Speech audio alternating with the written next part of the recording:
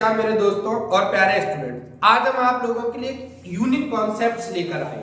वैसे तो बहुत सारे चीजें आपको पता होंगी या नहीं पता होगी। मैं आज आपको बताने वाला हूँ बोर्ड में एग्जाम की कॉपीज को कैसे लिखे, कैसे लिखे कि हमारे मार्क्स कटे नहीं। बहुत सारे बच्चों के बीच में रूमर है कि सर राइटिंग के क्वेश्चन नंबर कटते, राइटिंग का नंबर नहीं कटता, आपका लिखने का जो तरीका है उसके नंबर कटते हैं। आप लोग इससे पहले भी कॉपियां लिखते होंगे। आज मैं आपको एक अलग स्टाइल से बताने वाला हूं कि कॉपियां कैसे लिखी जाती है, जिससे आपके नंबर टीचर कभी भी नहीं काट पाएगा अगर आपका आंसर सही है। देखिए, इंग्लिश की कॉपी को आप सब लोगों को पता है कि फर्स्ट और सेकेंड नंबर पे अनसील्स आती है। अब सबसे पहले जब भी हम बोर्ड की कॉपी लिखते हैं तो जो पहली लाइन होती है, पहली लाइन उसको हम ड्रॉप करना है, उस लाइन में कुछ नहीं लिखना। उसके बाद जब सेकेंड लाइन आती है, जब यहाँ सेकेंड लाइन आती है, इस सेकेंड लाइन में हम क्या लिखेंगे, जैसे हमने लिखना है answer of question number first. जैसे सबसे पहले हमें क्वेश्चन नंबर फर्स्ट लिखना है, तो answer of question number first. अगर आप और वाला लिखना चाहती हो तो यहाँ ब्रैकेट में हम लिख सकते हैं और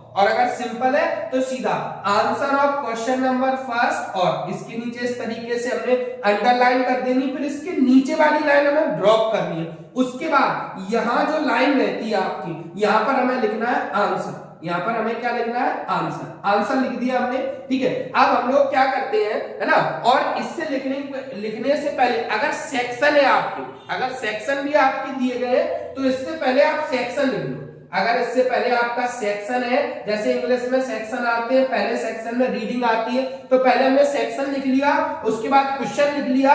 अगर और वाला है तो और लिख दो, नहीं है तो छोड़ दो। अब अनसीन के आंसर लिखते समय बच्चे बहुत सारी मिस्टेक करते हैं कि जैसे मान लो अनसीन में 5 क्वेश्चन आए तो हमने क्या लिखा, 1 2 3 4 और 5 ऐसे लिख दिए।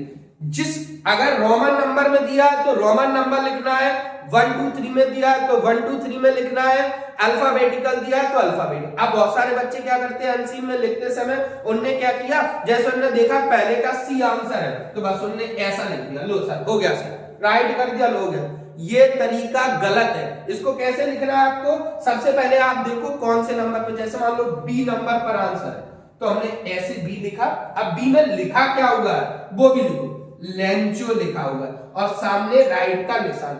ये बिल्कुल परफेक्ट तरीका। अगर आप इस तरीके से पूरा लिखते हो तो कभी भी टीचर आपका कोई भी मार्क्स नहीं काटेगा। सारी अनसीन में ध्यान रखो। और एक चीज याद रखो, अगर अनसीन में और ऑर्डर से लिखो, सबसे पहले नंबर में पहला पेज जब हम आए तो हमने ये सारी चीजें पहली अनसीन लिख दी, इसके बाद सेकंड अनसीन लिखेंगे। सारे क्वेश्चन ऑर्डर में लिखो। उस समय अगर आप आंसर नहीं कर रहे हो तो उतने देर के लिए छोड़ दो, कोई दिक्कत नहीं। जब आप बाद में करोगे तो बाद में देख लो। मैं आपको ये भी बताऊंगा अगले वीडियो में कि इंग्लिश में टाइम मैनेजमेंट, यानी कि जो कॉपीज है वो बिना कोई किसी का एग्जाम भी नहीं छूटे और बिल्कुल प्रॉपर तरीके से सारी चीजें हो जाए, क्योंकि सीबीएसई बोर्ड में बहुत सारे बच्चों को दिक्कत आ रही है। अनसीन अगर आप ऐसे लिखोगे तो कभी भी गलत नहीं होगी आपकी। इसी के नीचे फिर इसी तरीके से, और ये सारा एक एक लाइन ड्रॉप करके आपको लिखते चले जाना, एक एक लाइन करके एक पेज में। फिर इसके बाद अगर हम अगले पेज पर, सेकंड पेज पर पहुंचे तो फिर सेकंड अनसीन आती है, तो इसी तरीके से अनसीन सेकंड नंबर पर लिखना है, ये चीज। और नीचे जब पेज खत्म हो जाता है तो लड़के क्या करते हैं, नीचे की लाइनों में भी लिखते हैं। ये चीज नहीं करना है, नीचे भी एक लाइन हमें ड्रॉप कर देना, फिर अगले पेज पर छोड़। इतनी बड़ी कॉपी होती है, आप कॉपी नहीं भर पाओगे इसके पेपर में। इसके बाद अगर हम अगले पेज पर पहुंचे, अगर इसी तरीके से अगला क्वेश्चन आ जाता है, लेटर के क्वेश्चन से। लेटर के क्वेश्चन में अगर लेटर का क्वेश्चन है तो और करके लिखो, है ना। अब कौन सा, अगर आप लेटर लिख रहे हो, फॉर्मल लेटर लिख रहे हो तो यहाँ ऊपर लिखो फॉर्मल लेटर, और अगर आप इनफॉर्मल लिख रहे हो तो इनफॉर्मल पूरा लिखने के बाद आंसर यहाँ करना, आंसर लिखना, उसके बाद आपको पूरा आंसर लिखना। ऐसी पैराग्राफ, अगर आप पैराग्राफ लिख रहे हैं या ऐसे लिख रहे हैं, अगर आप पैराग्राफ लिख रहे हैं या ऐसे लिख रहे हैं तो आपको ऊपर, जैसे मान लो मैंने लिखा importance of English, importance of English, तो ये चीज आपको क्या करना है, ऊपर लिख देना है पहले, उसके बाद आपको पैराग्राफ लिखना है ना। मैं अभी इनके भी फॉर्मेट लाऊंगा कि पैराग्राफ लिखना कैसे। इसके बाद जब ये पूरा हो जाए, अब बारी आती है ग्रामर की। ग्रामर में बहुत सारे लोगों को बहुत सारे बच्चे गलती करते हैं। जैसे ग्रामर राइटिंग सेक्शन के बाद जो ग्रामर सेक्शन है वो रीडिंग राइटिंग सेक्शन में ही आ जाता है, या ग्रामर सेक्शन अलग कर देते हैं। देखिए हमें यहाँ क्या करना है, ग्रामर सेक्शन में जैसे क्वेश्चन नंबर, जैसे हमने लिखा एमपी बोर्ड में आंसर ऑफ क्वेश्चन नंबर, जैसे मान लो हमने लिख दिया 6। अब हमने ग्रामर करना स्टार्ट की। अब बच्चे क्या करते हैं, अपने नंबर दे देते हैं उनको क्या करते हैं, अपने नंबर, उन्होंने क्या किया, ऐसे 5 क्वेश्चन अटेम्प्ट करने हैं तो हमने अपने नंबर दे दिए, गलत। अब तुमने क्या करा, सारे के आंसर लाइन से लिख दिए। जैसे मान लो इसी में ए था, इसमें मैनी था, ठीक है ना, इसमें होल था, ठीक है, मान लो इसमें ऑफ था, ठीक है, इसमें मे था, ऐसे लिख दिए तुमने। अब क्वेश्चन आपके होते हैं ऑप्शनल, 6 होते हैं 7 होते हैं, उनमें से 5 अटेम्प्ट करने होते हैं हमें। अब यहाँ तुमने अपने नंबर दे दिए, अब तुमने क्वेश्चन नंबर फर्स्ट करके 2 करा नहीं है, 3rd करा है, लेकिन आपने 2 की जगह पर ये मैनी लिख दिया, तो जो टीचर होगा वो सेकंड ही क्वेश्चन देखेगा और इसके अकॉर्डिंग ये क्वेश्चन हो जाएगा हमारा गलत। तो आपको करना क्या है, इसमें जो भी ऑर्डर उसमें दिया गया, मान लो आपने पहला क्वेश्चन किया, पहले के बाद आपको दूसरा नहीं आ रहा, 3rd आ रहा, तो यहाँ 3rd ही लिखेंगे। मान लो 3rd के बाद आप 6 आ गया आपको, तो आपने 6 लिखा।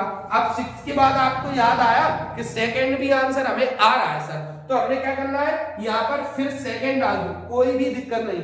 ये कॉमन एरर सारे बच्चे बहुत ज्यादा करते हैं। अगर आप इस तरीके से करोगे तो ग्रामर में भी जितने भी पॉइंट वाले क्वेश्चन आते हैं, इंडिकेशन वाले आते हैं, सारे ऐसे करने। इसके बाद आपकी एक्सट्रैक्ट आती है, एक्सट्रैक्ट में भी हम यही कॉमन एरर करते हैं। इसके बाद हमारे क्वेश्चन, इसके बाद जब क्वेश्चन आंसर आते हैं तो क्वेश्चन आंसर में भी हम यही करते हैं। जैसे क्वेश्चन आए, जैसे मान लो क्वेश्चन आया क्वेश्चन नंबर 9, हमने लिखा आंसर ऑफ क्वेश्चन नंबर 9, ये तरीका हमने इस तरीके से लिखना स्टार्ट किया। अब उसमें भी हमने क्या किया, आंसर लिखा, आंसर फर्स्ट है तो फर्स्ट लिखो, अब दूसरा लिखने जाते हो तो भूल जाते हो उसे से, अब दूसरा ही फिर कर दिया, दूसरा नहीं। अगर 4th वाला अटेम्प्ट किया है तो आपको 4th वाला लिखना है। अगर आप ऐसा करोगे तो टीचर कभी भी मार्किंग नहीं काट पाएगा। हर एक आंसर को लिखने के बाद, मान लो मैं कोई आंसर लिख रहा हूं, आंसर लिखने के बाद ये मेरा आंसर यहाँ खत्म हो गया, एक लाइन छोड़ो, यहाँ पर एक लाइन को छोड़ो, फिर नीचे से आप सेकेंड आंसर लिखना स्टार्ट करो। फिर जब वो पूरा लिख जाए फिर एक लाइन छोड़ो। इससे क्या होगा, आपको एक तरीके से टीचर्स को बिल्कुल क्लियरिटी से और बिल्कुल ऑर्डर से पेपर करो। जो क्वेश्चन नहीं आ रहा है आपको उस समय, उसके लिए पेज छोड़ दो, या तो वो बिल्कुल क्वेश्चन छोड़ना ही है। अगर आप ऑर्डर से करते हो तो टीचर को दिक्कत नहीं आती है। और जितने भी एमसीक्यूज बेस्ड क्वेश्चन होते हैं उनमें नंबर भी लिखो, और जो उसमें दिया गया है जैसा कि अभी मैंने आंसर में बताया वो भी लिखना। अगर आप ऐसा करोगे तो कभी भी आपका टीचर आपकी मार्किंग कभी भी कट नहीं कर पाएगा। राइटिंग आपकी कैसी भी, बस शर्त है आपकी राइटिंग कैसी भी बनी रहे, कोई भी फर्क नहीं पड़ता है, बस आपका जो तरीका है वो तरीका सही होना चाहिए। अगर आप क्वेश्चन आंसर में काम कर पाओ तो और कर सकते हो। अगर आप समझते हैं अच्छे से इंग्लिश को, अगर आप इंग्लिश को या कोई सा भी और भी सब्जेक्ट है, कीवर्ड्स, की पॉइंट्स को अगर आप इंडिकेट कर पाओ, कोई भी पॉइंट्स है, जैसे मान लो मैंने ये लिख दिया how to write board copies, मैंने इसके नीचे देखो अंडरलाइन करा।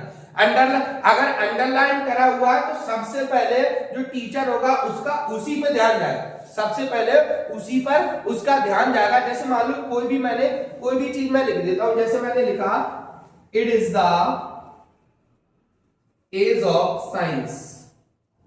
अब ये इतना बड़ा सेंटेंस मैंने लिख दिया आपके सामने, it is the age of science, लेकिन हमें ये चीज शो करानी है तो हमने इसको अंडरलाइन करा। तो क्या होगा, सबसे पहले टीचर इस पर ध्यान देगा, ना कि पूरे सेंटेंस पर। इससे क्या होता है, जो आपकी छोटी मोटी मिस्टेक्स होती, खासकर ये चीज सीबीएसई में बहुत ज्यादा यूजफुल है, एमपी में भी यूजफुल है, लेकिन सीबीएसई में ये बहुत ज्यादा यूजफुल। और अगर आप इस तरीके से करते हो ना तो मैं गारंटी दे रहा हूं इस बात की कि आपके नंबर बिल्कुल भी एग्जामिनर काट नहीं पाएगा।